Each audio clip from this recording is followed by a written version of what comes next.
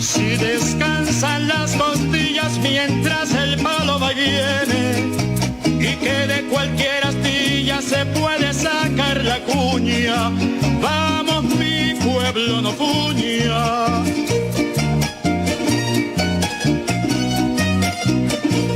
El que ha sido marinero cuando ve la mar suspira, y el que vive en la oscurana con mucha luz se encandila.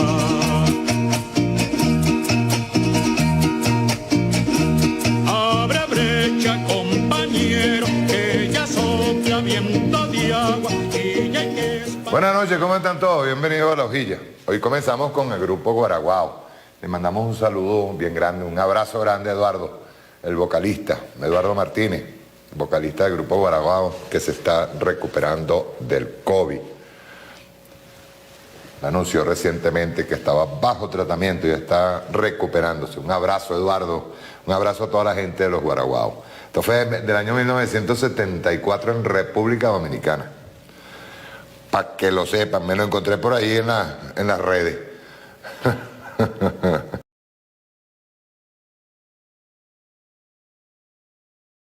Yo quiero hacer un comentario. Por eso es que tengo esto aquí atrás, un blackout de YouTube. Blackout de YouTube.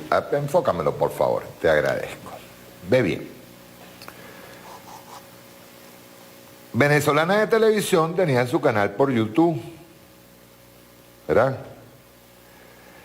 Tenía su canal por YouTube, tenía el canal de multimedios, tenía el canal de los programas, tenía más de 26.000 videos allí guardados. Llegó YouTube y de manera unilateral, sin ningún tipo de miramientos, ¡pum!, tumbó al canal. Todos los canales de BTV, todos. Por eso es que no estamos transmitiendo por ningún canal que diga BTV, ¿verdad? Porque peor aún, ya les voy a explicar varias cosas, ¿no? Peor aún es el hecho de que cada vez que BTV ha querido abrir nuevamente el canal por YouTube, ¿verdad?, se lo siguen tumbando. Extrañamente, cuando tumban por primera vez a YouTube, extrañamente, voy a buscarlo por acá, extrañamente, también cierran arbitrariamente el canal oficial de Cubavisión en el mismo momento. ¿Coincidencia? ¿Casualidad? No. Cuando uno dice, como una compañía como YouTube, uno dice aquí, pues, o sea, vamos a opinar ingenuamente, ¿verdad? Ingenuamente. Como uno dice, ¿verdad? Ingenuamente, bueno, en YouTube hay tantos canales de televisoras, ¿por qué escogen específicamente a Venezolana de Televisión? ¿Por qué escogen específicamente a Cubavisión? ¿Qué tanto daño estamos haciendo nosotros hacia afuera? ¿Verdad? Porque hacia adentro nosotros acaban de instalar DirecTV, otra cosa que tengo que decir de DirecTV, ¿verdad? Entonces uno dice, ¿por qué? ¿Por qué? Nosotros estamos tratando de explicarnos las razones que me imagino YouTube le habrá dicho a BTV, que tú estás, los copyright, tal, X, Y, Z, no importa. Pero ¿cuántas televisoras y canales en el mundo también violan los copyrights? Si es que vamos a hablar de los copyrights, ¿por qué no se montan en eso? Entonces uno empieza ya, o sea, a meterle cabeza, pues, malicioso. ¿Tú me entiendes? Y uno recuerda que recientemente se reunieron aquí en Colombia 4 sujetos que sentaron al presidente narcotraficante que está aquí al lado, lo sentaron y le leyeron una cartilla en contra de Venezuela. Inmediatamente Duque comenzó a acusarnos de todo, incluso nos ha acusado de ¿cómo se llama?, de las masacres que su gobierno narcotraficante está cometiendo, ¿verdad? Eso es lo primero que hizo. No, Venezuela tiene la culpa. Venezuela tiene la culpa de las masacres que ustedes históricamente, pues no estoy diciendo de una vez, históricamente vienen haciendo. Parece extraño, ¿verdad? Parece extraño. Bien. Después tú sacas cuenta de aquello que dijeron de que iban a recrudecer las sanciones, ¿verdad? Que iban a recrudecer las sanciones ahora por el lado comunicacional. Uno dice, ajá, pero YouTube ¿de quién depende? ¿Del gobierno norteamericano? Se supone que es una empresa, ¿verdad? Una empresa privada. Ah, pero responde a los intereses norteamericanos. Parece que sí. Pero hay también una cosita. Suspenden a BTV y recientemente hubo, volvemos a repetir, no tuvo nada que ver ni el gobierno de Venezuela, ¿verdad? Ni Juan Guaidó. Para nada, restituyeron, medio de negociaciones con una empresa norteamericana, llegaron a unas negociaciones y ¡pum!, restituyen DirecTV. Pero qué cosa, ¿no? Que tú agarras y te metes en DirecTV y volaron a RT, Russian Today, y volaron a Hispan TV. Cosa extraña, ¿verdad? Para Venezuela. El DirecTV que estamos recibiendo en Venezuela no tiene ni Russian Today, ni tampoco tiene Hispan TV. ¿Por qué? Yo sigo haciéndome las preguntas. Yo todavía no he llegado al quid del asunto. Pero hay algo más grave. Y esto es lamentable, porque hay que decirlo, hay que hacer una autocrítica en esto, ¿ves? Nosotros tenemos suspendido el canal BTV. Cada vez que hemos tratado de restituir el canal BTV dentro de YouTube, nos siguen suspendiendo la cuenta. Pero resulta que cuando yo me comunico, en este caso, con medios internacionales, no lo voy a decir,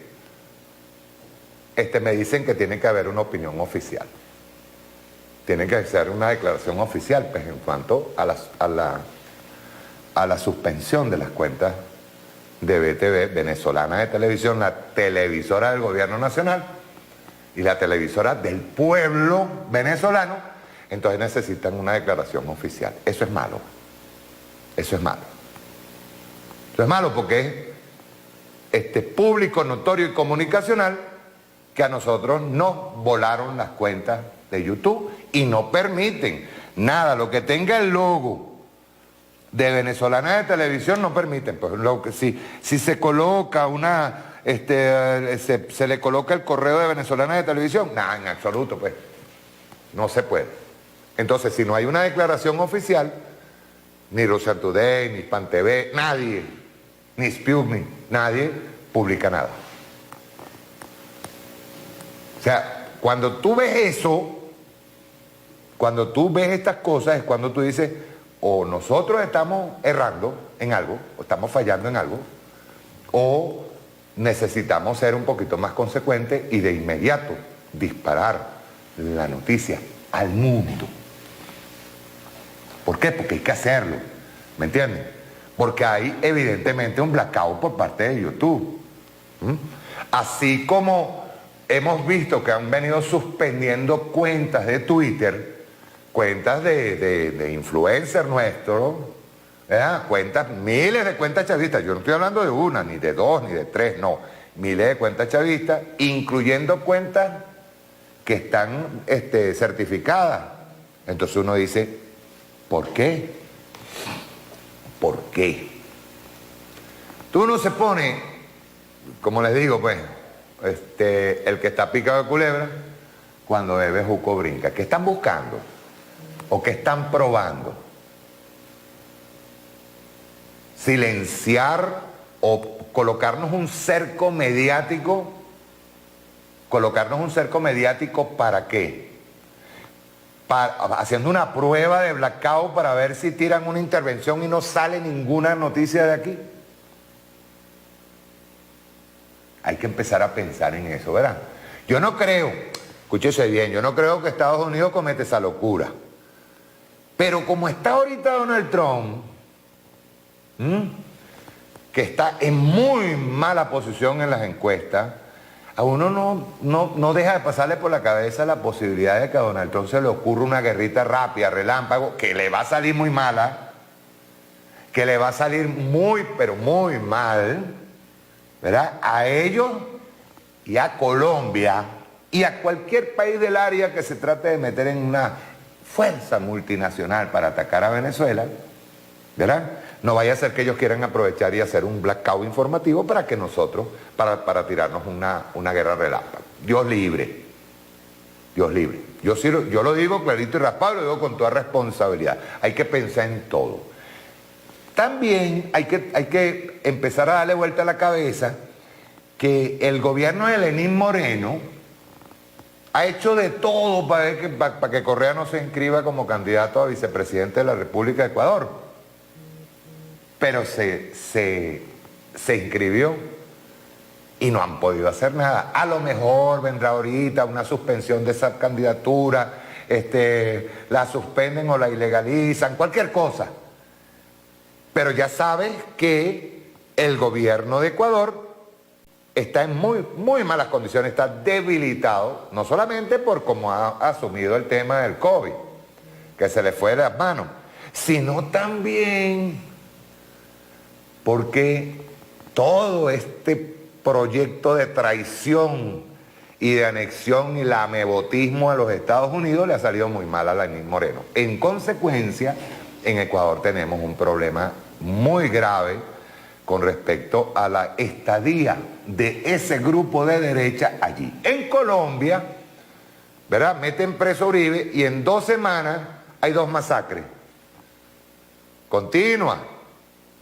Y tenemos a un Uribe preso, a una oligarquía mutando, dijo, bueno, ya basta Uribe, hay que apartar a Uribe, y Uribe respondiendo desde su cartel, respondiendo el cartel de asesinos, sus gangas de asesinos respondiendo y haciendo las masacres. También está muy débil Colombia con eso. Y hay que decirlo, Colombia tiene bastantes problemas. Está el caso de Brasil, que aunque Bolsonaro tiene un sector de la Fuerza Armada a su favor, también hay un gran sector de la Fuerza Armada que no se quiere tirar esa aventura.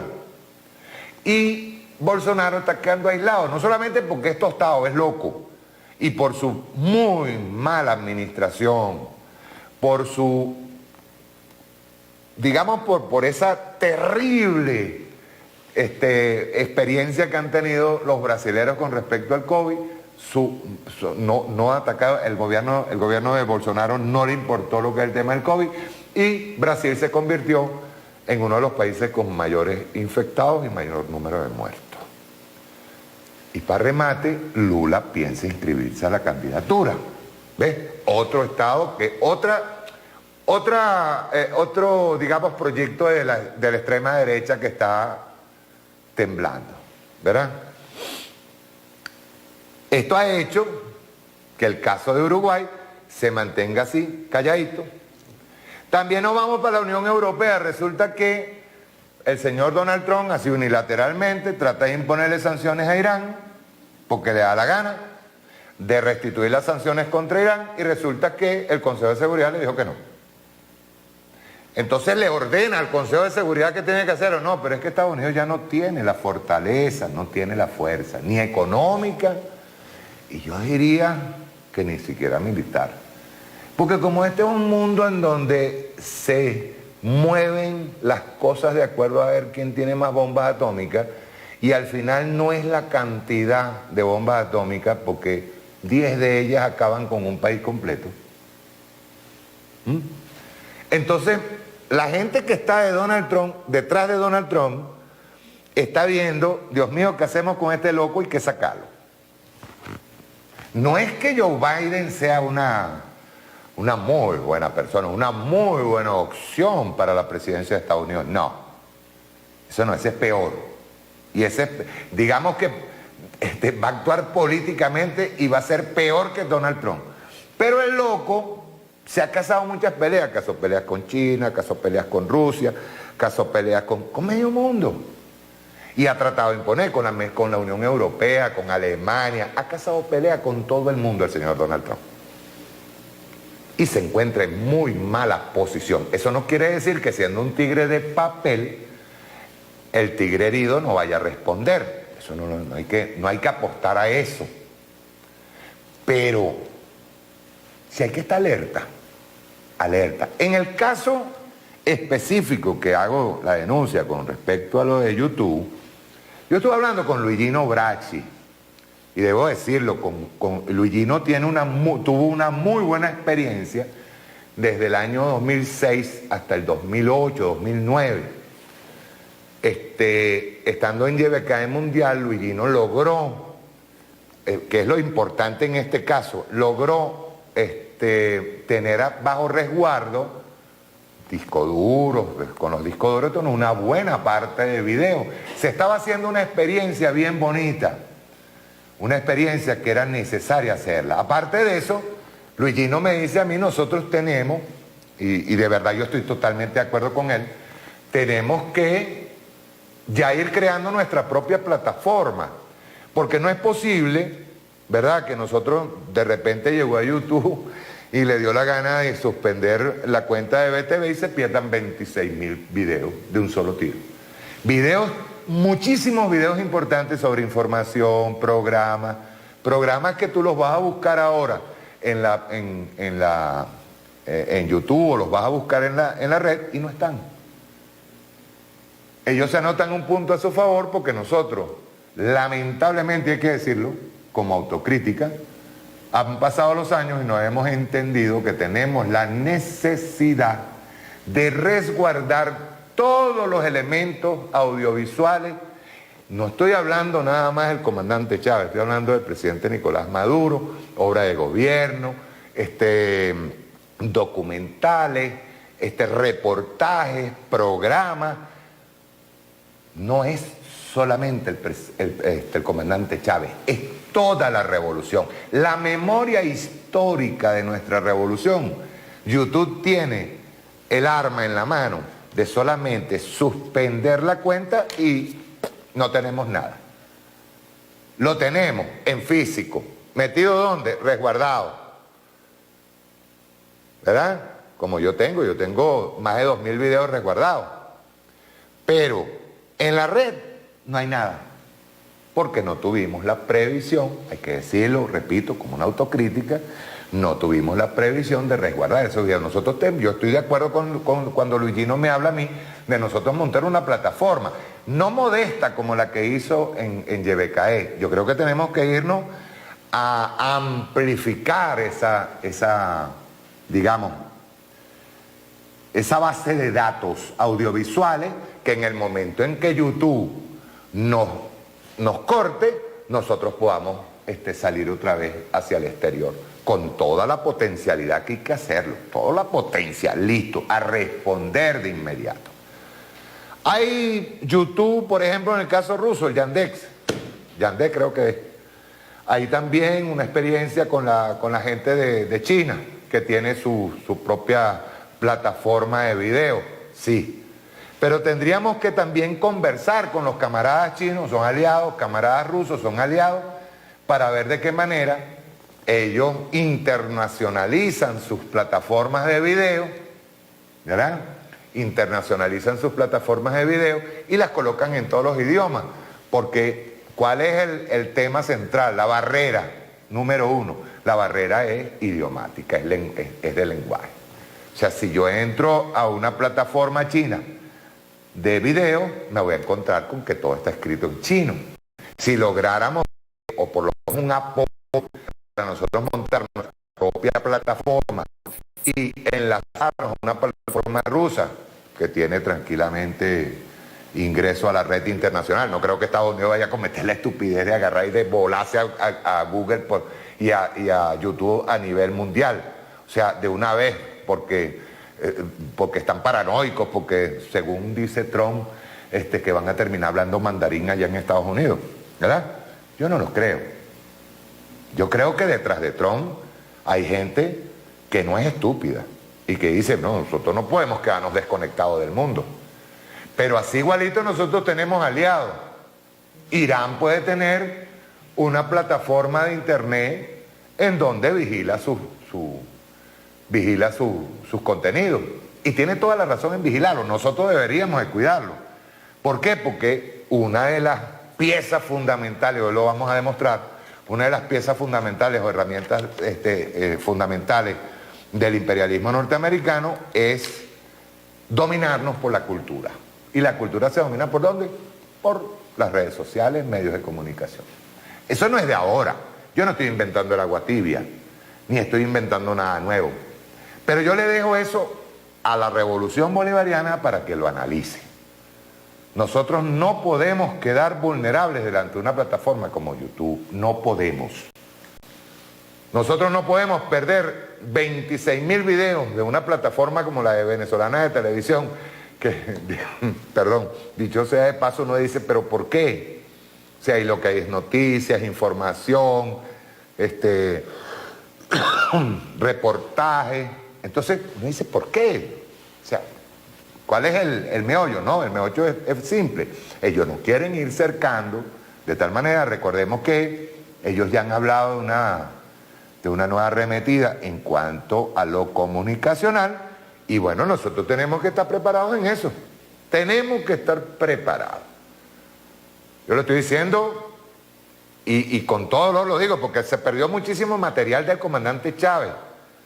Ya nosotros habíamos hecho una denuncia hace como 2 años, 3 años, una denuncia bien clara con respecto a la desaparición de material del comandante Chávez. A mí no me extraña que todo lo que vean de Chávez lo traten de volar. ¿Es porque nosotros somos malos? No. No. Es porque algo está pasando en el exterior. Por ejemplo, que hayan atacado a Russia Today y les hayan eliminado las cuentas a veces, o a la misma CGTN de China. Nos meten a Jack Ryan en Netflix. Yo tomé, no vayan a hacer que nos vayan a tumbar por copyright, pero yo tomé más o menos unos 6-7 minutos de lo de Jack Ryan, para que ustedes vean que la propaganda se da, escúchese bien, en la mente primero. La guerra psicológica, la guerra en contra del pueblo se da primero aquí, en la cabeza. Se da aquí. Luego que se da la batalla aquí, entonces viene otra batalla, se da más fácil. Entonces te manda Jack Ryan, yo me imagino que manda uno que ve diciendo, ay, yo soy Jack Ryan. No, hay elementos muy graves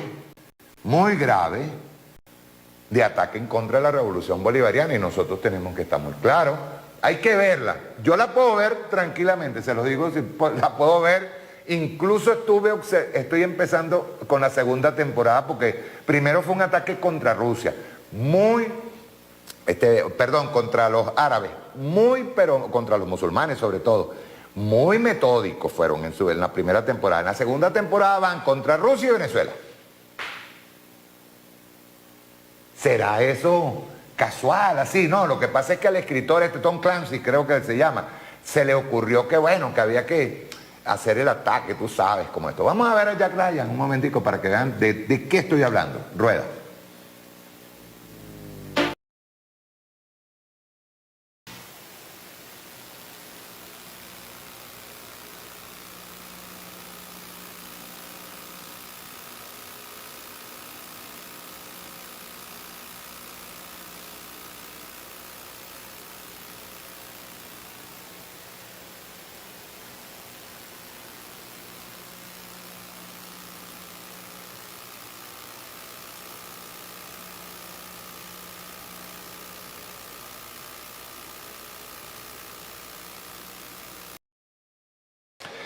Pero en segundo lugar no se habla de bloqueo.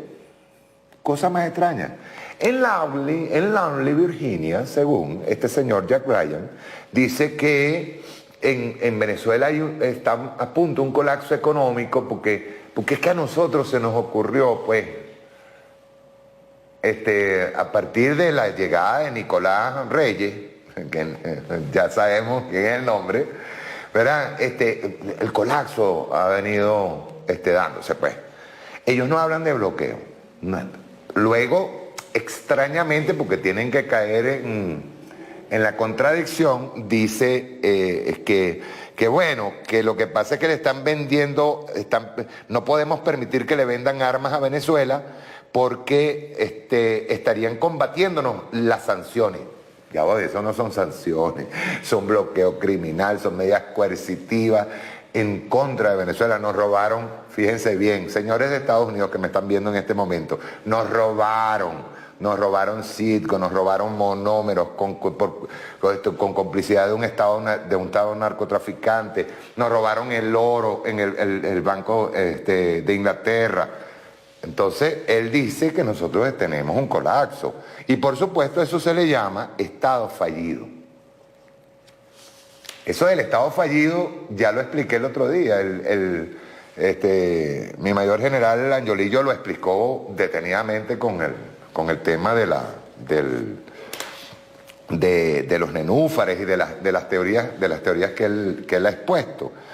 Pero hay algo peor. Te colocan de adversaria a una mujer. Una mujer que recientemente, voy a decirlo para que lo pongamos en claro, acaba de firmar un convenio con el partido de Netanyahu, ultrafascista, en Israel. O sea, pues no estamos hablando de esa mujer que está puesta ahí. Es supuestamente María Corina, porque es que Guaidó ya no le sirve, ¿me entiendes? En el momento en que se hace esta serie, se está tomando en cuenta lo más florido del fascismo, que es la señora María Corina Machado, que es la que acaba de firmar un convenio con Israel, con el sionismo israelí, nada más y nada menos. Con los que andan por allí, los sionistas, aquí en Venezuela, trabajando. Luego te cita a 3 países que él dice tienen condición de estado fallido. Yemen, atacado por Arabia Saudita. Impunemente por Arabia Saudita, un país aliado de Estados Unidos, y que está en este momento con Emiratos Árabes, están tratando de llegar a un acuerdo con Israel, sus aliados. Escúchese. Yemen, país atacado, azotado por la guerra, bombardeado, y el pueblo yemení resistiendo. El pueblo de Irak, en donde mataron a Soleimani, en donde tenemos resistencia por parte de los iraquíes, están pidiendo que salgan y exigiendo que salgan las fuerzas norteamericanas de Irak. Fue un pueblo invadido, ¿verdad? Pero eso es un estado fallido. Y luego Siria, otro estado que ha sido bombardeado, que se crearon, esto no es dicho por mí, esto es dicho por la señora Hillary Clinton, armaron a un grupo terrorista, dijeron que iban a montarle el imperio islámico. El Islam no tiene nada que ver con eso, ¿verdad? El Islam no tiene nada que ver con estos terroristas que fueron armados por Estados Unidos. Atacan, bombardean al pueblo sirio y les dicen pueblo fallido o estado fallido. Luego es lo de siempre, pues. Y yo quisiera saber qué venezolano viendo esa serie no va a sentirse indignado de que este señor Jack Ryan diga que nos pueden abrir la puerta por el patio trasero. ¿Cuál es el patio trasero? Seguimos con el tema del patio trasero, seguimos siendo considerados el patio trasero. Yo hoy traje un extracto pequeño, pero bien significativo, de un documental que hizo Solana y otro compañero, camarada argentino, que se llama La Hora de los Hornos, para que entendamos un poquito de la historia de nuestra Latinoamérica.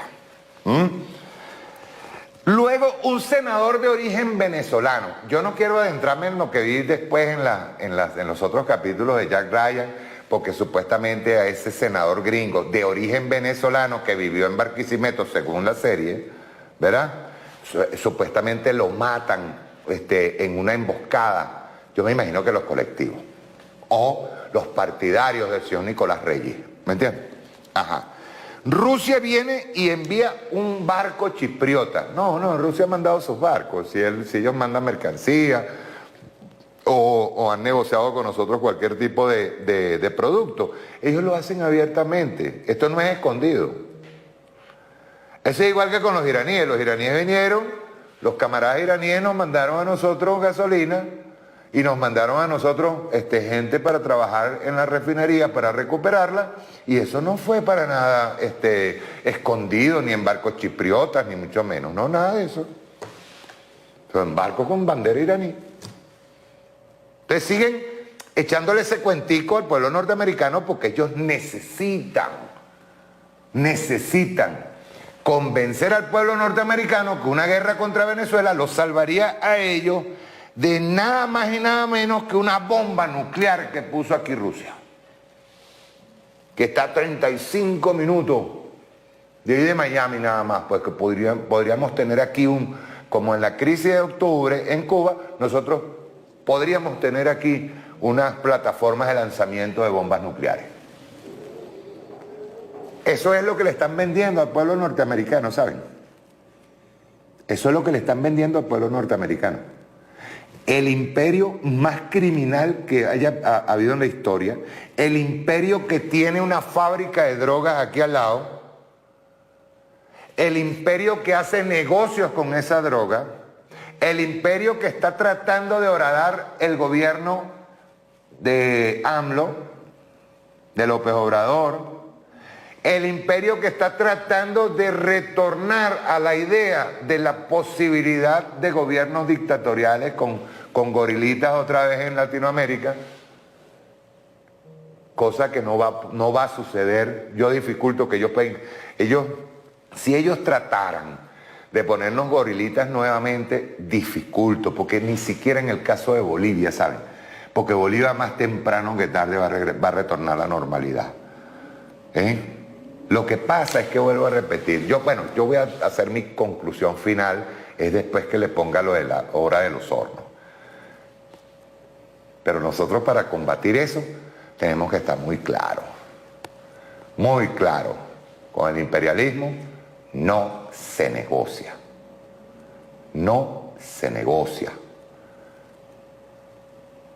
Así que ser muy claro. Ellos no tienen en mente sentarse a hablar con nosotros, vamos a ver qué podemos hacer, a qué mecanismo de negociación podemos llegar. Entonces tú me permites que yo ponga mis compañías ahí en la... No, eso no es posible. El imperialismo norteamericano piensa en función de jefe y subordinado. Más nada. Ellos no consideran a Venezuela un estado soberano, no, ellos consideran su patio trasero en donde hay petróleo, oro, diamante, coltán. Eso es lo único que a ellos se les pasa por la cabeza. Y en toda negociación, cuando ellos se sientan, lo primero que dicen es nuestros intereses en Venezuela. No, ellos no tienen intereses aquí. Ellos no tienen intereses en Venezuela, olvídelo. No, señor.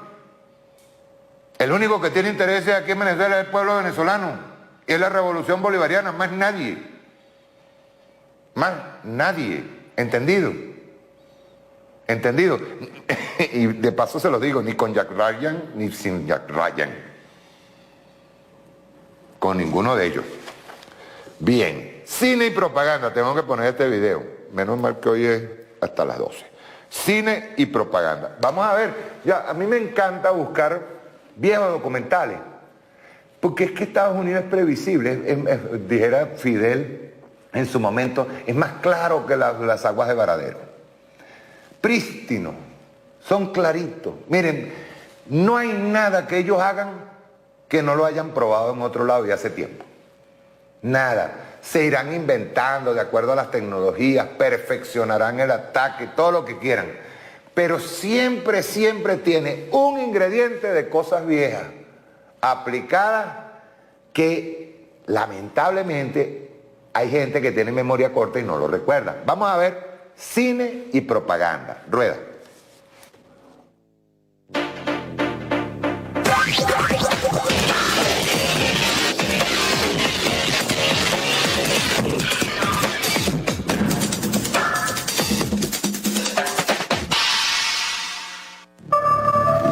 empresas hegemónicas de la comunicación han utilizado su alcance para posicionar en el imaginario colectivo falsos escenarios de guerra. Los periodistas han revelado que las imágenes de la toma de Trípoli fueron filmadas en Qatar con la participación de actores. De poner estas palmeras en la supuesta Plaza Verde de Trípoli. Su objetivo es influir en las emociones, actitudes y opiniones de la población. Utilizan como influencers a artistas y personalidades de la farándula. Angelina Jolie, que llegó a Perú para evaluar la situación de inmigrantes venezolanos. Es intervención internacional que necesita Venezuela. De igual forma, juegan con imágenes cuyo significado ocultan matrices de opinión. Esa fase prebélica es denominada operación psicológica. 10 de octubre de 1991. Una testigo ocular declara desde Kuwait ante el Congreso de Estados Unidos. Vi a esos soldados iraquíes entrar en el hospital. Sacaron a los bebés de las incubadoras y los dejaron morir en el suelo.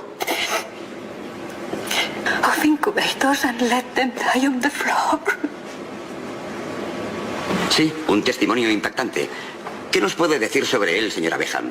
Este conmovedor vídeo se emitió en su día en todos los canales importantes de Estados Unidos y, sin duda alguna, provocó un cambio en la opinión pública a favor de la guerra. ¿Cuál era la trampa de esa historia? Que todo era mentira. La joven del vídeo era la hija del embajador kuwaití y jamás había estado en aquel hospital. La empresa de relaciones públicas Hill y Knowlton la preparó por orden del gobierno estadounidense para aquella actuación. La manipulación mediática surge del interés de los grupos dominantes por conformar una conciencia colectiva. Es utilizada por instituciones y corporaciones para afectar la percepción, voluntad y conducta en los individuos en función a un objetivo predeterminado. Y es empleada en campos tan distintos como el político, social, económico, científico, psicológico y cultural. Con el continuo avance tecnológico y científico, la aparición de la radio y el cine se profundizó aún más la influencia de la manipulación de la información hacia las personas. Estos medios fueron usados, por ejemplo, en el aspecto bélico, intensificando el patriotismo, ideales políticos y otras corrientes de pensamientos. Según Chomsky, cuando no se puede controlar a la gente por la fuerza, uno tiene que controlar lo que la gente piensa, y el medio típico para hacerlo es mediante la propaganda. Según la Asociación de Marketing Americana, la propaganda se define como las ideas, información u otro material difundido comúnmente a través de los medios en un esfuerzo por ganar a personas para una doctrina o punto de vista. Esto favorece a que los ciudadanos moldeen sus estructuras mentales y se adecúen a las estructuras de las clases sociales dominantes. Como vemos, estos medios afectan de forma muy importante los valores y creencias del conjunto de la sociedad. Y sin duda el hombre más influyente de todo el siglo XX en torno a la manipulación mediática fue Edward Bernier, quien utilizó las técnicas de psicoanálisis de su tío Sigmund Freud sobre el subconsciente para implementarlas en la publicidad y el consumismo de masas. En 1928, Bernier publicó una de sus obras más famosas, Propaganda. Escribió: la manipulación consciente e inteligente de los hábitos y opiniones organizadas de las masas son un elemento importante en una sociedad democrática. Aquellos que manipulan este mecanismo no visible de la sociedad constituyen un gobierno invisible, que es el verdadero poder gobernante de nuestro país. También creó la expresión República Bananera. La United Fruit Company ponía y quitaba gobernantes en las repúblicas centroamericanas según conveniese a sus intereses. Cuando el gobierno de Guatemala, que era reformista, trató de frenar el poder de la compañía, Bernier ideó una campaña y los convirtió en comunistas. La televisión tiene un poder manipulador. La fuerza de la imagen permite que todos los mensajes conecten directamente con el inconsciente. Modifican la percepción de la realidad con elementos audiovisuales y generalmente no se trata de provocar reacciones reflexivas o de producir material con fines artísticos.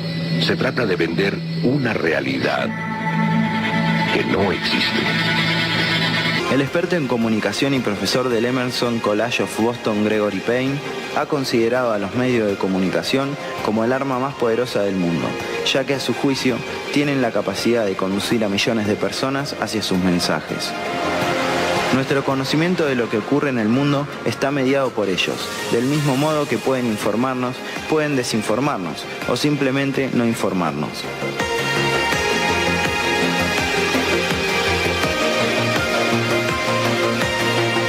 Durante algún tiempo se tenía la creencia de que los medios internacionales eran mejores, por lo que la confianza de miles de personas descansaba en la veracidad de sus contenidos respecto a lo local. Gracias al poderío económico de Estados Unidos, sus medios masivos de información se consolidaron como un monopolio, y muchos países vivieron el colonialismo informativo. Y atención, que en Estados Unidos, Amber Lyon, antigua periodista del canal de noticias CNN, reveló que la cadena difunde informaciones falsas con el objetivo de manipular la opinión pública y favorecer una ofensiva contra Irán y contra Siria. La periodista expresó que cuando trabajaba en CNN recibió órdenes para propagar noticias falsas, igualmente excluir las que no eran convenientes a Washington, todo esto con la finalidad de desviar a la opinión pública. Amber Lyon afirmó que todo era con el objetivo de lanzar una ofensiva contra Irán y contra Siria. También señaló que el escenario de demonización usado en Irak será repetido en estos países. La comunicadora denunció igualmente que CNN recibe ayuda financiera del gobierno estadounidense y de otros países para maquinar noticias falsas y manipularlas a su beneficio. Cada vez son más frecuentes estos reportes a la cadena de noticias CNN. Pero este video muestra la previa de esos reportes, cómo se coordina, qué va a escucharse en ese reporte, bombardeos o incluso algunos disparos. No hay disparos. Estoy esperando en el momento la comunicación con el canal. Pero también, ¿le dijiste que tenga el tiroteo listo? Están coordinando, que se escuche justo los disparos cuando van a comenzar el reporte. Por cierto, este joven, Dani, dice, bueno, entonces deja que suene primero el tiroteo. Este es uno de los tantos reportes que salen por la televisión. Dile que están cayendo y estamos recogiendo los cuerpos. Son las informaciones que se van planificando y claro, después uno escucha un reporte desde una persona que está en suelo sirio, pero no conocemos cómo se coordina que primero suenen unos disparos.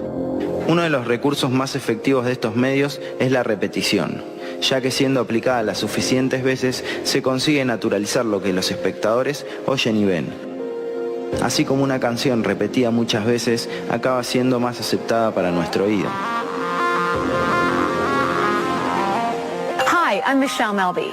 And I'm Tom Milberg. Our greatest responsibility is to serve our Treasure Valley communities, the El Paso, Las Cruces communities, Eastern Iowa communities, Mid-Michigan communities. We are extremely proud of the quality, balanced journalism that CBS 4 News produces. But we are concerned about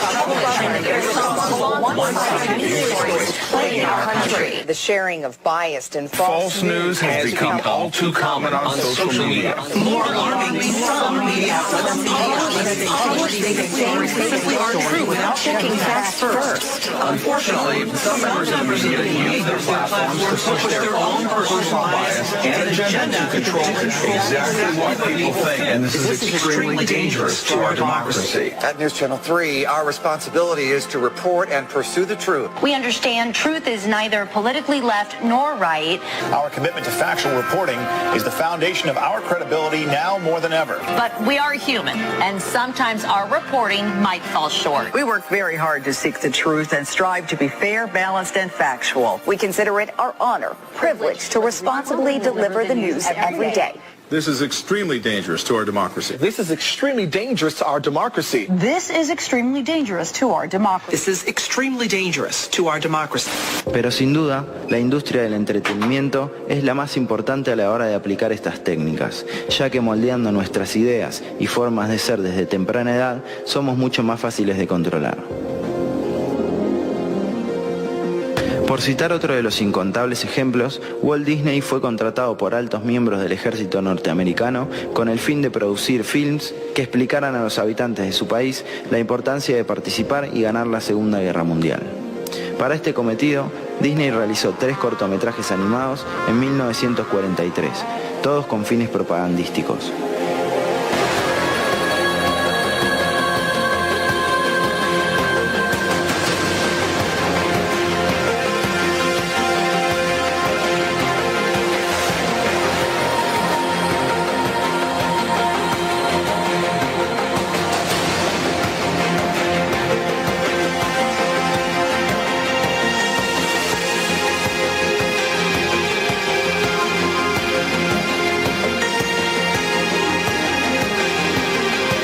Esto además le sirvió al empresario para callar los rumores en la industria sobre su empatía con los regímenes fascistas.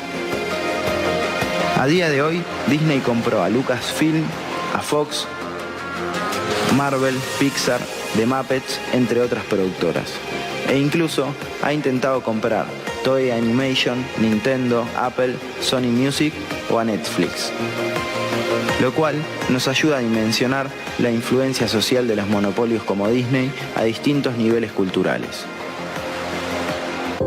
Cuanto más se distraiga y más dóciles se mantenga la gran mayoría, más beneficia y facilita los objetivos de estos grupos, los cuales solo desean enriquecerse cada vez más y más, sin importar el bien común, perpetuando la rueda sistemática, dejando siempre esta herencia a las nuevas generaciones y olvidando lo realmente importante.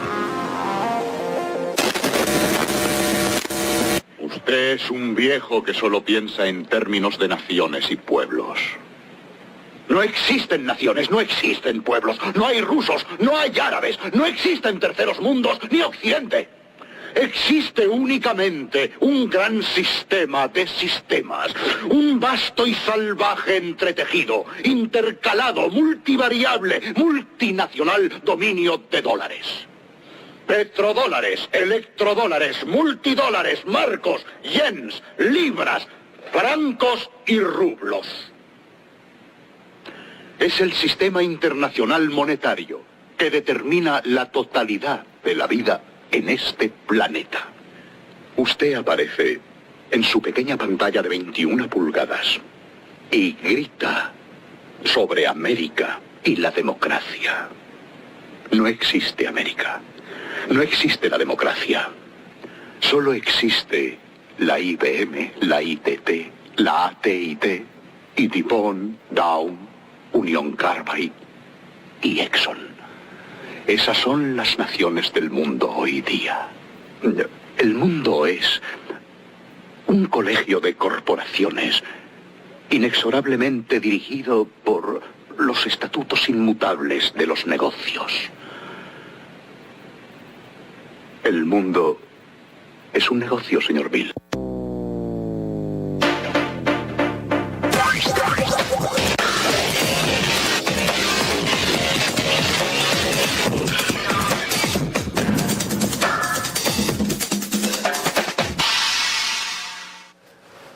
Bien, ¿quieren saber? Yo les voy a decir una cosa, y se lo digo, se lo doy como un dato, porque yo no creo que YouTube sea tan pilas, así nada más que con 34 suscriptores que tenía esta plataforma de YouTube, y ¡pum!, lo tumbaron. Por aquí estábamos transmitiendo los guilles, por aquí. ¿Y qué dice? This channel don't have any content. No tiene nada de contenido. Por aquí estábamos transmitiendo en vivo. No. Echa para atrás. Ahí. Nosotros estábamos transmitiendo en vivo por aquí. Televisora pública, porque no se puede poner. Tú colocas venezolana de televisión y no, YouTube no lo acepta. Miren, acaban de tumbar el canal. Ahora la pregunta que uno se hace aquí, chicos, así, pero como que no quiere la cosa, ¿no? Pero bueno, que nosotros hagamos una pregunta. Tranquilo, déjame, porque hubo un camarada que me preguntó, ¿y qué haces tú con eso de YouTube atrás? Yo le dije, claro que tengo el YouTube atrás, porque tengo blackout de YouTube. Ahora uno tiene que hacerse una pregunta. Yo no creo que eso sea así tan, ¿cómo se llama? Tan rápido, ¿verdad? Aquí tiene que haber alguien ordenado para eso. Vamos a ubicarlo, ¿verdad? Vamos a ubicarlo. Pero hay alguien que está pendiente de esto, que está transmitiendo Venezolana de Televisión para comunicar. Recuerden que la CIA trabaja así, el Mossad trabaja muy bien así. Ellos trabajan desde la sombra y tiene que haber alguien avisando, tiene que haber una salita situacional. Ahí les doy una idea, pues vamos a buscar esa salita situacional en donde ellos están cortando cualquier transmisión de Venezolana de Televisión. Usted sabe la cantidad de videos que salen por YouTube y canales que salen por YouTube. No sé, vamos a ubicarla. Vamos a ubicar esa salita situacional, empezarle a claro, nosotros tenemos que responder de alguna manera. Por cierto, Lilian, un abrazo. No, ese corto que pasé ahorita de el cine y propaganda no tiene que ver con la hora de los hornos. La hora de los hornos es... Uy, y se los recomiendo. A no ser que se metan a YouTube ahorita, Mossad, toda la gente diga, no, hay que borrar la hora de los hornos por todos lados. Eso es un tremendo documental. Así que quien lo quiera ver, que lo vea de una vez antes que lo retiren de YouTube. Pues YouTube está... Yo creo que los norteamericanos nunca habían estado tan asustados con nosotros. Nunca habían estado tan asustados, ¿oyeron? Asustados. Porque, vamos a ser claros, no hay un canal que más incite al odio que con el de Factores de Poder. Y ahí está. No hay un canal que incite tanto al odio que con el de programa de Jaime Bailey por Mega. Y ahí está. Siguen transmitiendo. Es más, a Jaime Bailey lo transmiten por 3 canales a la vez. Y hasta lo transmiten en vivo. Pero ahí están, incitan al odio. No hay un canal que incite más al odio que Fox. Y ahí está. ¿Eso es normal? No, no es normal. No es normal. Ahora, vean bien, ¿cuál es la guerrita que tiene Donald Trump ahorita? La guerra de Donald Trump. Y no se hagan ilusiones con Biden. No lo hagan. Vamos a pasarle ahora a la guerra de Trump. Porque después tengo que explicar algo, ¿verdad? Porque yo metí ahí de rechuchete lo que está pasando en Bielorrusia. Que la gente dirá, ay, pero es que lo que pasa es que en Bielorrusia se atacó a los manifestantes de una forma brutal. Sí, es verdad. Pero yo tengo una persona que hace un análisis perfecto. No vayan a quitarla también de YouTube. Pronto no la vayan a sacar. Vamos a ver en este momento la guerra de Trump. Y está metido lo de Bielorrusia. Rueda.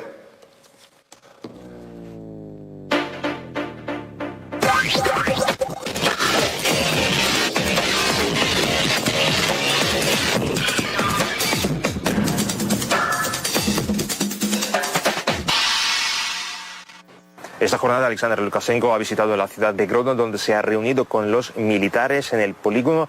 Así, el dirigente bielorruso ha informado sobre que ha puesto en plena preparación para el combate a las principales unidades de las Fuerzas Armadas del país. Según Lukashenko, ha sido quizá la decisión más importante para él durante los últimos 25 años. Asimismo, también él ha declarado que ha mandado gran parte de las tropas a la parte del oeste del país, pues, como también ha explicado Lukashenko, actualmente se nota gran actividad de las tropas de la OTAN cerca de las fronteras de Bielorrusia y también, según Lukashenko, contra el país bielorruso se están aplicando los mismos métodos que ya habían sido utilizados en diferentes países durante las revoluciones de color y también, como ha afirmado el presidente bielorruso, por ejemplo, las protestas de Grodno han sido coordinadas desde Polonia y desde Lituania. Es decir, según Lukashenko, hay gran cantidad de las personas que incentivan las manifestaciones y pues él también ha mandado a los policías a prevenir cualquier tipo de provocación. Quienes coordinan todo esto, dirigen todo esto, se sientan en el exterior en los países vecinos e incluso reciben apoyo de sus autoridades. Quiero advertirles aquí, esta no es solo nuestra frontera. Es la frontera del Estado de la Unión y de la Organización del Tratado de la Seguridad Colectiva.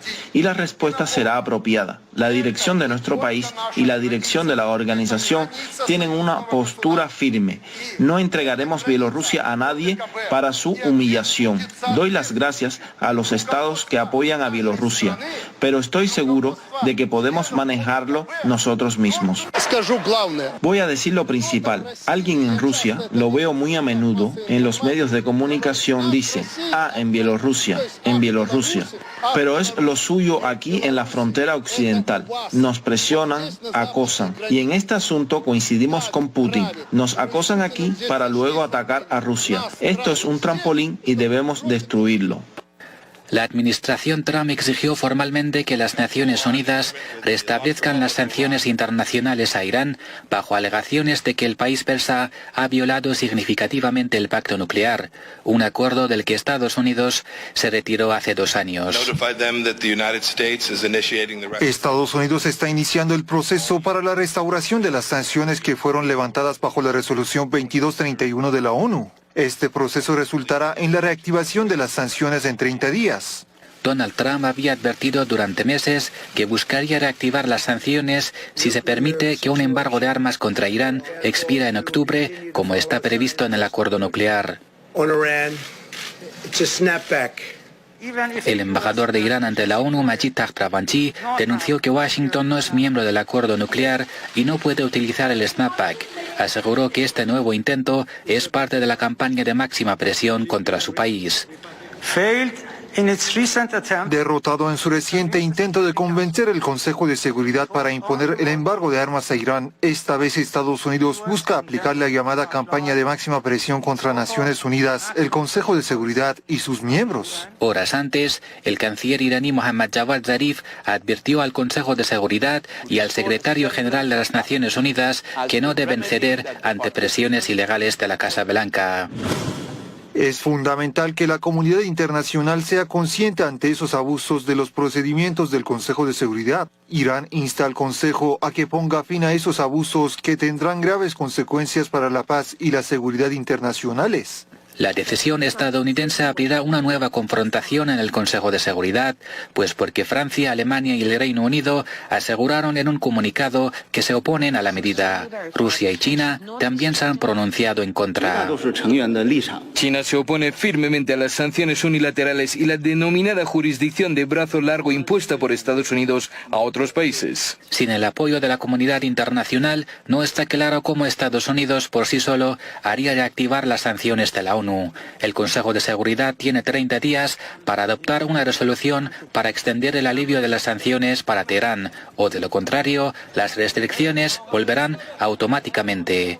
Otra derrota de Washington en el frente diplomático.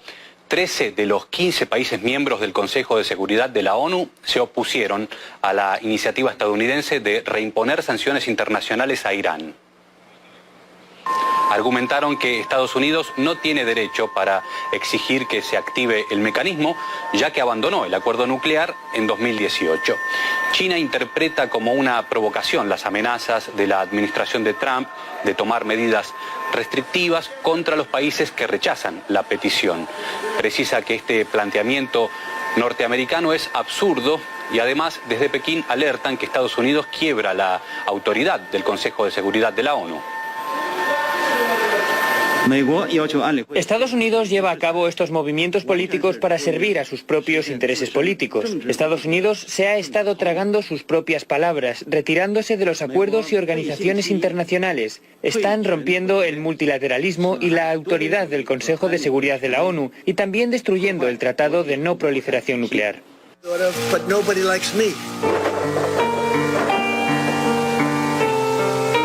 I have a very good relationship with Dr. Fauci. He's working with our administration, and for the most part, we've done pretty much what he and others, Dr. Birx and others who are terrific, recommended. And he's got this high approval rating, so why don't I have a high approval rating with respect, and the administration, with respect to the virus? We should have a very high, because what we've done in terms of, we're just reading off about the masks and the gowns and the ventilators and numbers that nobody's seen, and the testing at 55 million tests. We tested more than anybody in the world. That's just a tiny fraction of what we've done in terms of testing. So it sort of is curious. A man works for us, with us very closely, Dr. Fauci and Dr. Birx, also highly thought of. And yet they're highly thought of, but nobody likes me. It can only be my personality, that's all. Go ahead.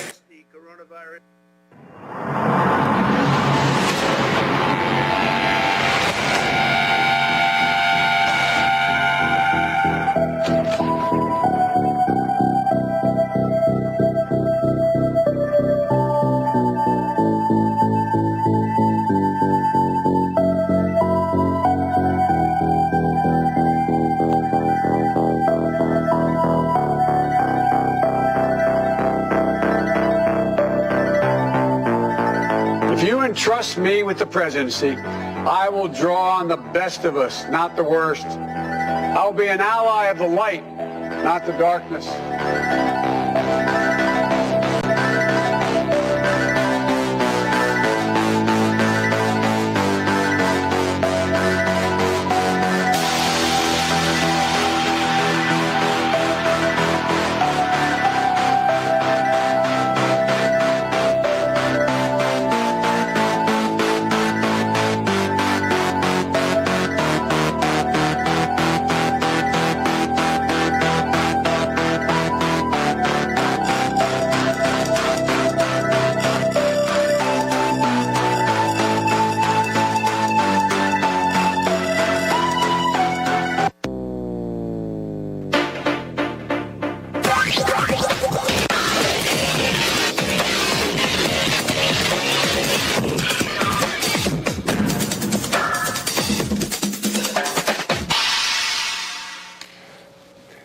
Fíjense, eso parece como la guerra de las galaxias, ¿sabes? Darth Vader contra la luz, contra las tinieblas y todo esto. De ese Trump. Te enfoca aquí, por favor. Enfoca ahí. Eso. Vean el lenguaje. Lo peor de todo es que hay gente que cree en ese lenguaje, ¿vieron? Gente que cae en eso allá en Estados Unidos. Dicen, Trump, soy lo único que se interpone entre el sueño americano y la anarquía total, la locura y el caos. Entonces se dice, el mandatario norteamericano advierte que el futuro de Estados Unidos, de toda nuestra civilización, está en juego. Toda nuestra civilización. Escúchese. El próximo 3 de noviembre. El presidente de Estados Unidos, Donald Trump, ha declarado este viernes en la reunión del Consejo de Política Nacional 2020 celebrado en Virginia que él es el único que puede salvar al país de la anarquía total. Soy lo único que se interpone entre el sueño americano y la anarquía total, la locura y el caos, aseguró el mandatario para confesar que no está seguro de que su puesto sea envidiable. Según Trump, una victoria demócrata en las elecciones erosionaría la seguridad en las ciudades estadounidenses. ¿Ve bien? Por eso todas esas películas de un futuro caótico, bombas nucleares y todo esto. Dice, según Trump, una victoria demócrata en las elecciones erosionaría la seguridad en las ciudades estadounidenses y causaría una depresión económica no diferente de lo que sucedió en 1929. En este sentido, el mandatario advirtió que el futuro de Estados Unidos y de hecho de nuestra civilización está en juego el 3 de noviembre. Si nuestros oponentes prevalecen, nadie estará seguro en nuestro país y nadie se salvará. Dice, el presidente calificó a sí mismo la Convención Nacional Demócrata celebrada esta semana como la más oscura, enojada y sombría en la historia de Estados Unidos porque pasaron 4 días seguidos atacando a Estados Unidos. Habla de que lo está atacando el Estado profundo. John Biden no es diferente a este. Ese es el tipo de lenguaje muy, pero muy superficial, casi hollywoodense que tienen los dos candidatos. Escúchese bien, la potencia más grande del mundo. Perdón, vamos a cambiar el nombre. A la potencia decadente que era la más grande del mundo. Ustedes revisan RT. Nada más por encimita. Y el informe Kaiser habla claramente de la caída del dólar. Pero claramente ya es casi toda la semana está Kaiser Report hablando de la caída del dólar, la caída del dólar, la caída del dólar. Es decir, es la caída de la economía norteamericana. Pero eso sí, tengan en cuenta que están surgiendo, se están haciendo más millonarios, ¿verdad? Multimillonarios, nada más que un grupito chiquitico así. Y el pueblo norteamericano cae en ese tipo de frases.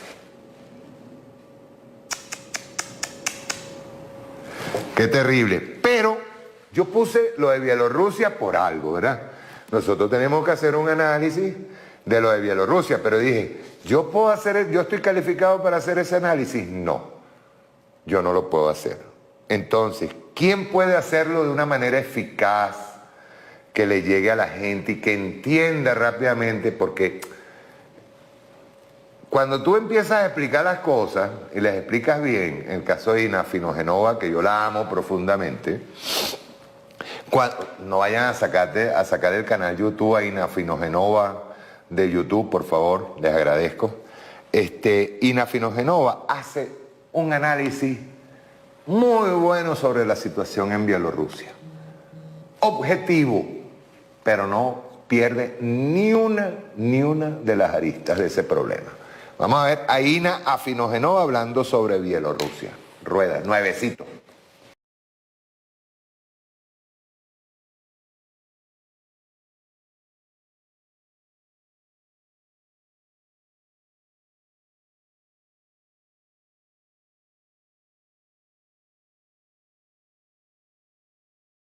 Al igual que ocurre en muchos conflictos, es mucho más fácil explicar lo que sucede en Bielorrusia diciendo que sucede lo que algunos quisieran que estuviera sucediendo, que explicar bien lo que realmente está sucediendo. De lo primero, como siempre, se encargan los grandes medios. De lo segundo, y para todo lo demás, ahí les va.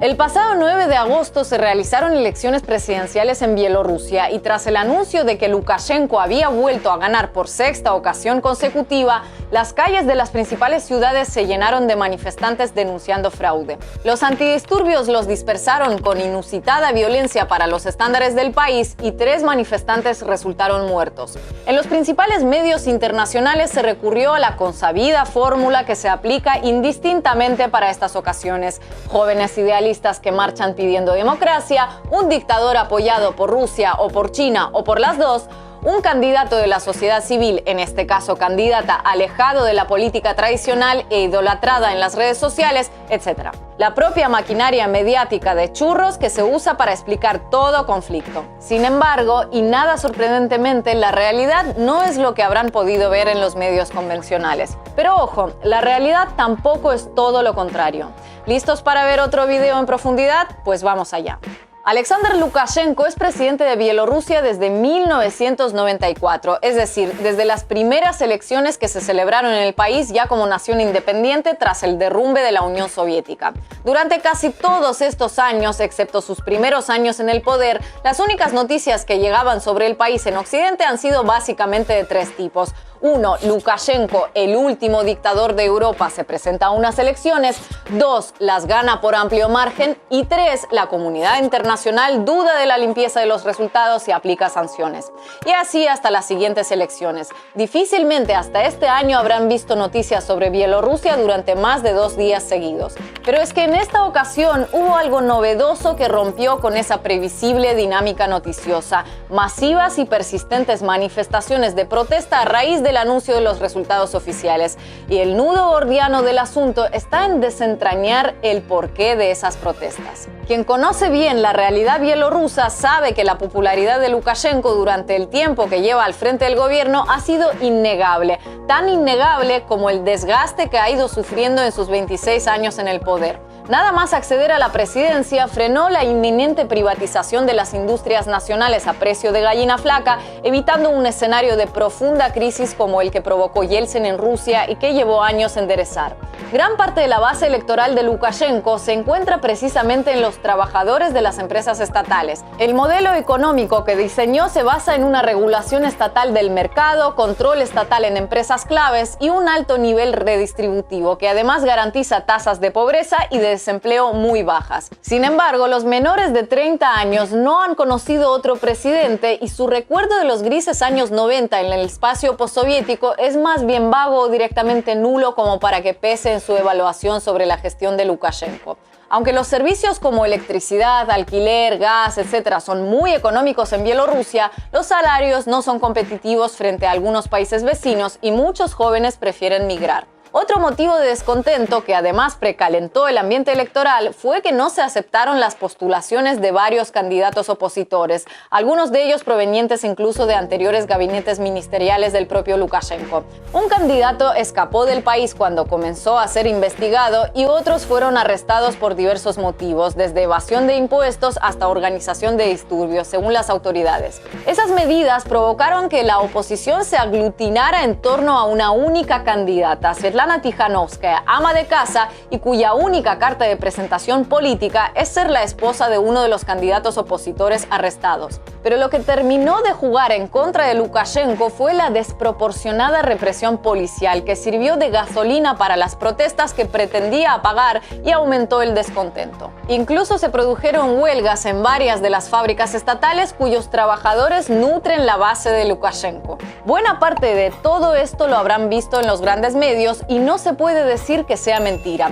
Lo que ocurre es que se convierte en parte de una narrativa engañosa cuando no se cuenta la historia completa y se mezclan deseos con realidad. Aunque las protestas sean masivas, están lejos de representar toda la realidad del país. El 50% de los bielorrusos viven en localidades de menos de 100.000 habitantes, donde mayoritariamente no ha habido protestas.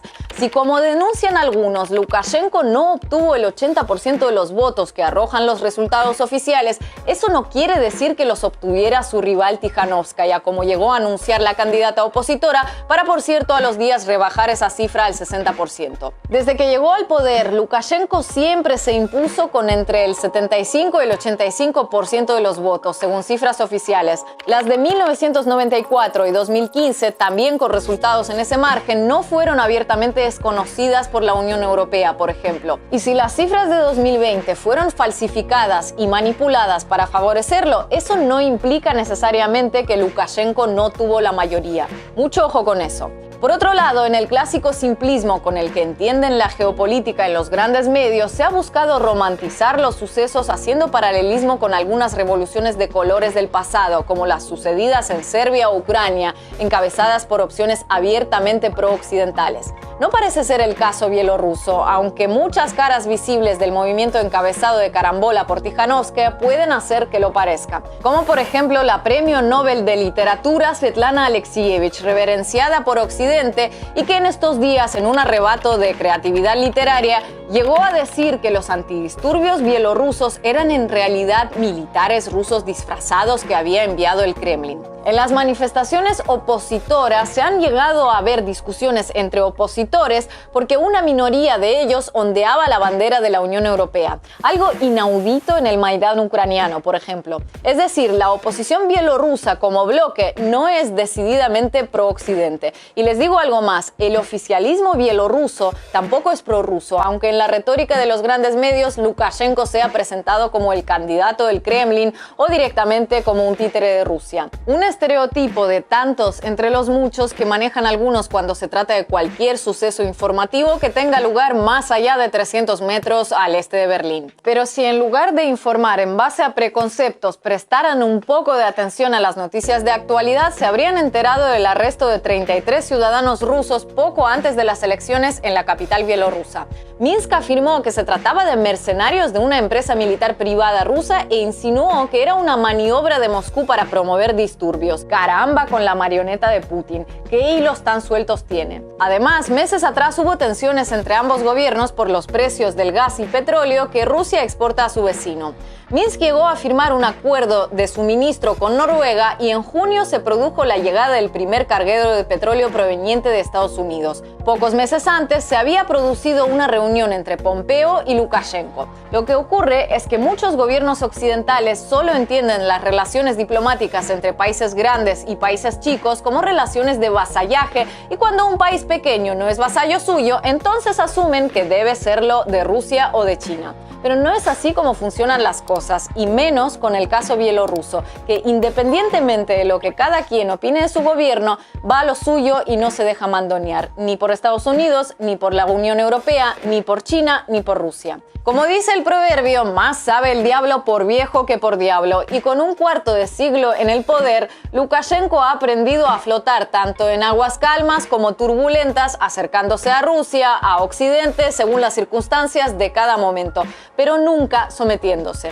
Y por supuesto que Lukashenko ha buscado tener buenas relaciones con Rusia, o al menos no tener las malas, como haría cualquiera en su lugar, tratándose de un vecino clave en términos geopolíticos, comerciales industriales y energéticos. Rusia compra el 48% de todas las exportaciones de Bielorrusia. El 56% de los bienes extranjeros que consumen los bielorrusos son de procedencia rusa. El 90% de la electricidad y el sistema de calefacción en Bielorrusia se generan mediante el gas natural que Rusia le vende a precios por debajo del valor de mercado. Y por si todas estas fueran pocas razones para mantener unas relaciones vecinales lo más armoniosas posibles, 7 de cada 10 bielorrusos hablan ruso como primera lengua. Es decir, hablamos de dos países hermanos destinados a entenderse a pesar de las diferencias que puedan tener en sus modelos de gobierno, en sus relaciones mutuas o con terceros países. Pero parece que alguien quiere ponerlos a pelear para sacar beneficio político y no es precisamente obra de la propaganda rusa, sino de la otra. En estos días hemos visto un sinnúmero de noticias falsas en cuentas en redes sociales de esas verificadas y sin advertencia sobre su afiliación u origen. Desde reportes de supuestas columnas de vehículos militares rusos en dirección a Minsk hasta despidos masivos en la televisión nacional bielorrusa para sustituir la plantilla por trabajadores que llegaron en aviones procedentes de Rusia. Mentiras ya demostradas, producto de la histeria mediática o de algo más. Antes decíamos que el caso bielorruso no se trata de una revolución de colores, y eso parece cierto. Pero ojo, porque podría convertirse en una. Más por la tentación de perjudicar al Kremlin y lo que consideran su área de influencia que como un objetivo en sí mismo. Aunque en Occidente inicialmente e inusualmente reaccionaron con cierto aplomo y poco entusiasmo por la candidata que se declaró ganadora, eso puede estar cambiando y el creciente énfasis mediático apunta hacia ahí. Además de otros indicadores, desde Lituania, Svetlana Tikhanovskaya anunció la formación de un consejo de coordinación, básicamente una estructura de poder paralela. Un obvio guiño a Washington y Bruselas para que reconozcan ese órgano autoproclamado como el gobierno legítimo en lugar del de Lukashenko. ¿Les suena conocido? Y de aplicarse la fórmula Juan Guaidó en Bielorrusia, seguramente llegaríamos a 2022 con Svetlana Tikhanovskaya de perpetua gira mundial, anunciando que el cese de la usurpación está más cerca que nunca, mientras se siguen sumando sanciones internacionales supuestamente contra Lukashenko que realmente afectan a la gente de a pie. Como ven, se trata de una situación geopolítica muy compleja y llena de matices. Y aunque la conclusión ante este tipo de escenarios no es nueva, no está de más recordarla una vez más. La crisis interna en Bielorrusia deben resolverla entre bielorrusos, sin que el país se convierta en un tablero de juego de intereses externos donde difícilmente gane nadie y quienes están adentro tienen todas las de perder. ¿Les suena lo de menores de 30 años? ¿Les suena? Es bueno que, porque yo no hago el programa aquí nada más para estar hablando de política. No. Eso es para que piensen. Ahí se hizo una voy a comenzar por ahí, ya voy con lo mejor. Se hizo una videoconferencia del Congreso de los Pueblos, Bolivariano de los Pueblos, con Aristóbulo Isturi, luego estuvo el presidente, Fidel Vázquez, y bueno, se empezó a hablar sobre los frentes, los diferentes frentes de batalla, Federación de Estudiantes Universitarios, Frente Nacional Universitario Antiimperialista, Misión Robert Serra, Misión Chamba Juvenil, Frente Francisco de Miranda, Jóvenes del Barrio, Movimiento Bolivariano de Familias, Movimiento de Educadores, Transportistas, Afrodescendientes, Deportistas, Ecosocialismo, Misión Rivas, Misión Robinson, Misión Sucre, Movimiento Somos Venezuela, Movimiento de personas con alguna discapacidad, movimiento de campesinos, pescadores, movimiento Fernando Bolaño, movimiento Eulalia Buró, movimiento de pensionados y pensionadas, Gran Misión Varios Eventos. Pero hay que dirigir toda la batería en este momento para que la gente entienda a los jóvenes, porque ellos van a ser los responsables en el mañana de lo que es la supervivencia y consolidación de la revolución bolivariana. ¿Me están entendiendo? Ese es nuestro... Escúchese, yo puse a INA, porque INA hace una explicación perfecta. Está Lukashenko ganando todas las elecciones con más del 70%. Es más, INA todavía dice, espérense, pero es que supongan ustedes que no ganó con el 80%. Pero es imposible que haya bajado del 70%. O sea, no es así. Entonces resulta que quieren aplicar en Bielorrusia lo mismo que te aplicaron aquí con Juan Guaidó. Por eso yo les digo, cuando yo les paso documentales viejos, yo les estoy pasando documentales viejos para que entiendan. Hay muchos documentales en donde tú los colocas y dices, oye, pues eso está pasando ahorita. Eso está pasando ahorita. Y todos esos documentales no son para que los vean nada más en la hojilla, no. Eso es para que ustedes agarren un salón, llevan a nuestros cuadros, los sientan ahí y vamos a debatir. Vamos a debatir. O sea, es lo que hay que hacer. ¿O no le vamos a enseñar a nuestros jóvenes lo que ha costado llegar hasta hoy aquí? Lo que ha costado que la revolución bolivariana llegue hasta ahorita. ¿Y por qué está siendo tan atacada? ¿Por qué nos quitan? Escúchese bien ya hoy. Tengo que quitar esto porque apareció la lagartija aquí. Esto es una cosa que por ahí de sinvergüenzura que estamos haciendo. Ya voy. Apareció la lagartija. Yo me imagino que ahorita debe estar la gente con la que estoy hablando aparte debe estar hablando de esto. Bueno, entonces, es lo que ustedes tienen que ver, entiéndase de una vez.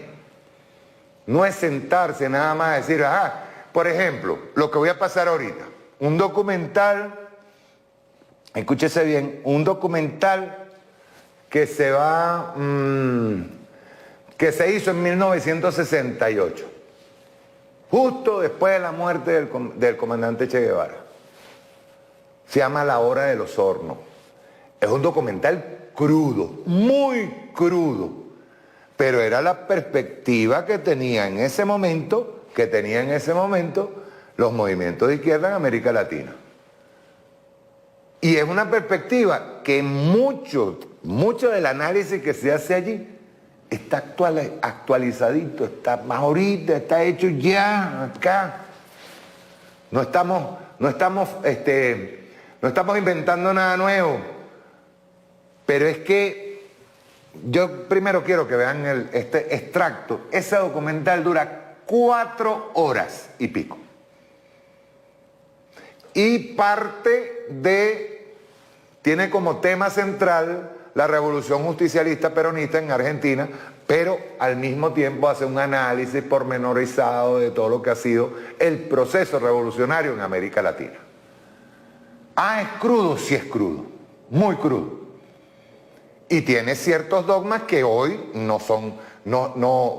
o por lo menos no lo hemos aplicado. Pero lo que sí es verdad es que nosotros tenemos que estar preparados para eso, tenemos que estar preparados para cualquier contingencia. Eso lo ha dicho Diosdado, lo ha dicho el presidente Nicolás Maduro, lo dijo el comandante Chávez. Esta es una revolución pacífica, pero armada. Nosotros lo hemos dicho hasta la saciedad. Eso no es nada nuevo, nosotros no estamos inventando nada nuevo. Y el enemigo que toque 1 centímetro de nuestra tierra, el pueblo responderá por eso, rápidamente. El pueblo va a responder de inmediato contra cualquier tipo de agresión que vaya en contra de nuestra patria. Es así. Gústele o no le guste. Por eso es que yo digo que eso es una locura por parte de Estados Unidos si llegaran a inventarse una cosa rara. Quiero que vean esto de La Hora de los Hornos de Fernando Solana y Getino. ¿Ok? Rueda.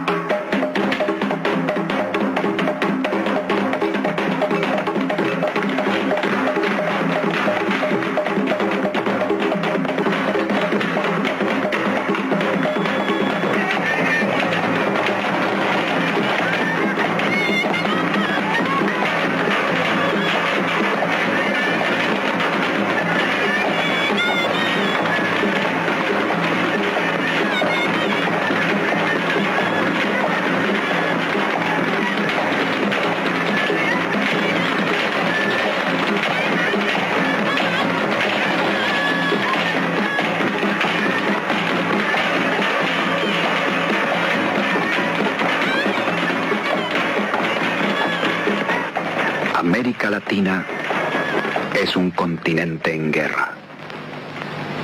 Para las clases dominantes, guerra de opresión. Para los pueblos oprimidos, guerra de liberación. La independencia de los países latinoamericanos fue traicionada en sus orígenes. La traición corrió por cuenta de las élites exportadoras de las ciudades puerto. El mismo año que Bolívar consolidaba la independencia en Ayacucho, Rivadavia firmaba en Buenos Aires el empréstito estafa de la banca Baring Brothers. El Banco Nacional, emisor de la moneda, era cedido a los comerciantes ingleses. Bajo el lema de la libertad de comercio, sus manufacturas invadían el mercado interno. Inglaterra, desde entonces, sustituiría a España en el dominio de casi todo el continente. Lo que no habían conseguido sus ejércitos, lo conseguían sus empréstitos. El país enviaba lana y recibía tejidos. Enviaba carne y cueros y recibía pianos de cola. La burguesía agroexportadora se convertía así en el apéndice agrario de la industria europea.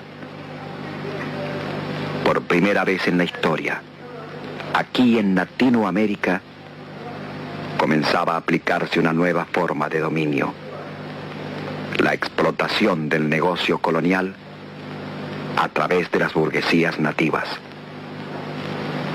Nacía el neocolonialismo.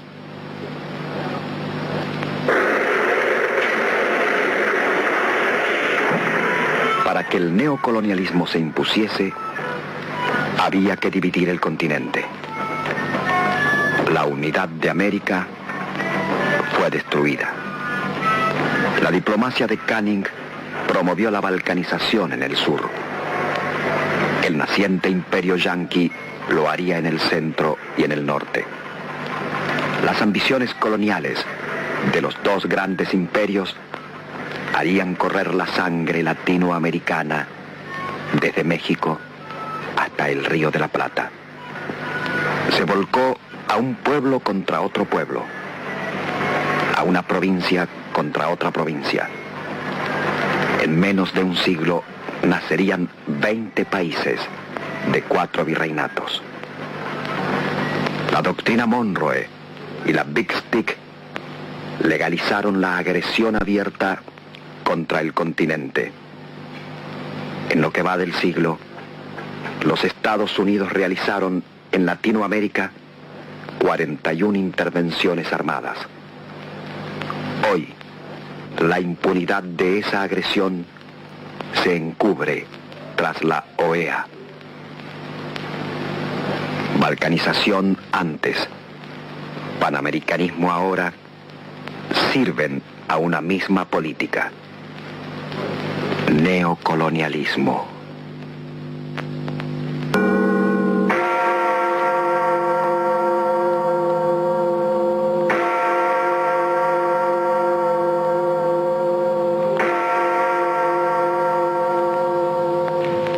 Lo que caracteriza a los países latinoamericanos es su dependencia. Dependencia económica, dependencia política, dependencia cultural.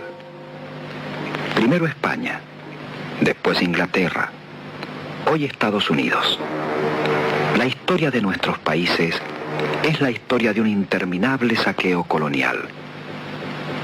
Sin independencia económica, no hay independencia política. José Martí decía: el pueblo que quiera ser libre, que lo sea primero en negocios. En la dependencia no hay ninguna forma posible de desarrollo. El aparente desarrollo de algunas ciudades-puerto traduce solo la creciente expansión de las grandes potencias en el seno de nuestras economías. Préstamos, inversiones, empréstitos sirvieron siempre a una misma política de sometimiento. La presunta ayuda imperialista es una ayuda que siempre cuesta más al que la recibe que al que la da. Por cada dólar invertido en América Latina, el imperialismo se lleva 4. Oro y café, carne y petróleo, trigo y estaño, el trabajo de un pueblo convertido en mano de obra barata, construyeron la riqueza de las grandes potencias. Es esta explotación la causa del atraso, la miseria, la opresión, la que posibilita el financiamiento y el alto nivel de vida de las naciones desarrolladas, la que hizo nacer esa oscura palabra inventada por el imperialismo: subdesarrollo. Analfabetismo y colonización pedagógica van de la mano. En un país abiertamente colonizado, la penetración ideológica puede ser prescindible, pero en un país semicolonizado, esa deformación cultural juega un papel de primerísimo orden. Sirve para destruir en el pueblo la idea de nación, para institucionalizar y hacer pasar como normal la dependencia. El mayor objetivo de esta violencia es que el pueblo no tome conciencia de ella, que no conciba su situación de neocolonizado, ni aspire a cambiarla. De esta forma, la colonización pedagógica sustituye con eficacia a la policía colonial. La universidad, el más profundo instrumento de esa colonización. Bajo el mito de la autonomía universitaria, se hizo creer a generaciones de estudiantes e intelectuales que la universidad era una isla democrática dentro de un país oprimido. La universidad es un órgano del poder político vigente destinado a formar conciencias adictas al sistema. Tras la farsa de la libertad de cátedra, estuvo la ideología que legalizaba la entrega. Filosofía del monocultivo, liberalismo, libre cambio, desarrollismo, tecnocratismo. El pensamiento auténticamente nacional fue censurado o silenciado. Así se formó una intelectualidad desvinculada del pueblo-nación, ajena en su gran mayoría al país real. El Pentágono y sus cipayos se encuentran ante una disyuntiva trágica: permitir el desarrollo de la revolución latinoamericana o intervenir militarmente.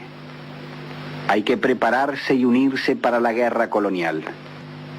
Como reflexiones finales, podríamos decir que la liberación de cada país es siempre un hecho inédito, una invención. Cuba, al igual que Vietnam y otros pueblos del tercer mundo, indican que no hay posibilidad de revolución nacional si al mismo tiempo esta no se afirma como revolución social. Es decir, hoy como nunca, se integra el nacionalismo de la primera independencia con el socialismo de la segunda independencia y con la búsqueda de un internacionalismo combatiente que permita la destrucción definitiva del imperialismo. Creemos que lo importante es tomar conciencia de esta situación de guerra, insertarse en ella en cualquiera de sus frentes, para probar con hechos y acciones revolucionarias todas las hipótesis. En suma, inventar nuestra revolución. Los protagonistas de esta búsqueda somos todos nosotros, son fundamentalmente ustedes.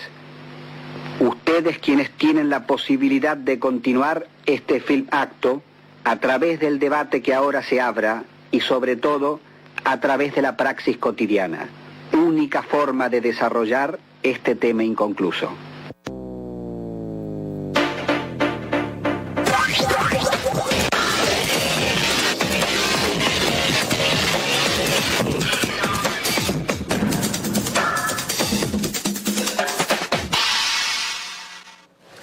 Fíjense, ¿de qué se alimenta el imperialismo? Se alimenta de nuestra ignorancia, simple. Ellos provocan a través de los medios, a través de las redes sociales, provocan una alteración de gustos, alteración de ideas, y terminan haciendo su trabajo, que al estar, digamos, programando al individuo, el individuo responde de acuerdo a sus requerimientos, simple. Ahí hay una parte que habla sobre los sectores más vulnerables a esa programación, que son los sectores de las clases medias, los sectores que se consideran muy por encima de eso, más cercanos a los ricos, cosa que es imposible, y muy lejanos a los pobres, cosa que no es verdad. Eso lo explicaba Heriberto González, el camarada psiquiatra, amigo nuestro, que falleció hace un año y pico. Es decir, ¿de qué me alimento yo? Me alimento de meterte en la cabeza que tú eres lo único que vale. El resto, lo que te rodea, el colectivo, no sirve. O sea, tú primero es digamos, la supervivencia del más apto, que hay elementos racistas incluso, y que tú consideres que la pobreza no es un mal del imperialismo y del capitalismo y sobre todo el neoliberalismo, sino que es un mal al que tú no puedes, una enfermedad a la que tú no te puedes acercar. Entonces, en consecuencia, tú tienes que responder en contra de ella y no buscar rescatar colectivamente, en colectivo, a la gente más vulnerable o a las personas más vulnerables. Eso hay que entenderlo. ¿Qué es utópico? Yo no lo creo. Porque a medida que pasen los años, el deterioro que provoca el imperialismo y que provoca el capitalismo, el deterioro que provoca el sistema capitalista está cada vez más acentuado. No solamente un deterioro en el ser humano, en su vida, en su cotidianidad, sino también en su entorno, en el medio ambiente. Hay que entenderlo, hay que saberlo, y más temprano que tarde ese deterioro que ya se comienza a notar va a afectarnos directamente. El tema de la pandemia. Hay un deterioro que indudablemente la ciencia ha ido avanzando, ¿cierto? Pero esa ciencia es ¿para quién? O sea, cuando nosotros hablamos de ciencia es ¿para quién? Por ejemplo, a mí no me gusta que hable el señorito de Microsoft, Bill Gates, porque cada vez que habla, algo malo viene por ahí. Ya empezó a decir que los mosquitos no usan mascarilla. Entonces habla de la posibilidad de una pandemia de malaria. Cuando Bill Gates dice eso, es porque me imagino que tendrán ya lista una pandemia en malaria, porque ellos creen que eliminando a buena parte de la población mundial estarían eliminando sus problemas, pues, los problemas para seguir ellos manteniéndose en el poder, los pequeños sectores, un muy pequeño y reducido sector, que es el que tiene el dinero, que es el que tiene el poder económico. Entonces, obviamente, y por eso el blackout de YouTube, cuando nosotros emitimos este tipo de opiniones argumentadas, porque nosotros no nos sentamos a insultar, no, nosotros argumentamos. Y cada vez que nosotros argumentamos desde lo social, desde la vida del individuo en colectivo, eso para ellos es un problema. Cuando nosotros vemos que nos están atacando y nos están eliminando las cuentas en YouTube, no crean que eso es por molestar a venezolanas de televisión o al gobierno revolucionario. No, no es eso. Es que más temprano que tarde ellos van a hacer el blackout. Una, puede ser para intervenirnos. Dos, para acercarnos mediáticamente yo veo difícil que eso pueda suceder. O 3, que nos empiecen a intervenir todo el sistema de correo, nos borren todos los sistemas de correo. ¿Por qué? Porque nosotros hemos dependido de una plataforma que es netamente norteamericana, manejada por el imperialismo norteamericano, y no hemos entendido la importancia que tiene de crear nuestras propias plataformas. Nuestra propia plataforma e ir con países aliados a responder. Porque no se crean que somos nosotros nada más los agredidos. Es Irán, es los países árabes, es China, es Rusia. Es cada vez que ellos se inventan un enemigo, a ese enemigo le van con todo. ¿Por qué? Porque tienen el poder mediático, el poder en las redes. Tienen el poder plataforma, no argumental. Escuchen bien, no tienen el poder de los argumentos, tienen el poder de la plataforma, del medio, por donde se desplaza la opinión y la idea. Decía el comandante Fidel, la batalla de las ideas, y tenemos que darla permanentemente. Bien, me estoy despidiendo. Mañana a las 10 a.m. se estrena el programa Aquí con Ernesto Villegas, invitado especial el presidente de la República Bolivariana de Venezuela, Nicolás Maduro Moros. Mañana a las 10 a.m. por Venezolana de Televisión, el programa Aquí con Ernesto Villegas, invitado especial el presidente de la República Bolivariana de Venezuela, Nicolás Maduro Moros. Y a las 9 de la noche, en La Voz de Chávez, estoy invitado yo. Vamos a hablar de guerra mediática con el camarada Adán Chávez. Mañana en la noche, a las 9 de la noche, 12 horas después del programa de Aquí con Ernesto Villegas, en La Voz de Chávez con Adán Chávez, estoy de invitado. Muchas gracias, chao, nos vemos el próximo martes. No sirva la patria en el jardín de un general, cuando las águilas se arrastren, cuando no se hable por hablar, cuando no existan oprimidos, entonces le cantaré a la paz.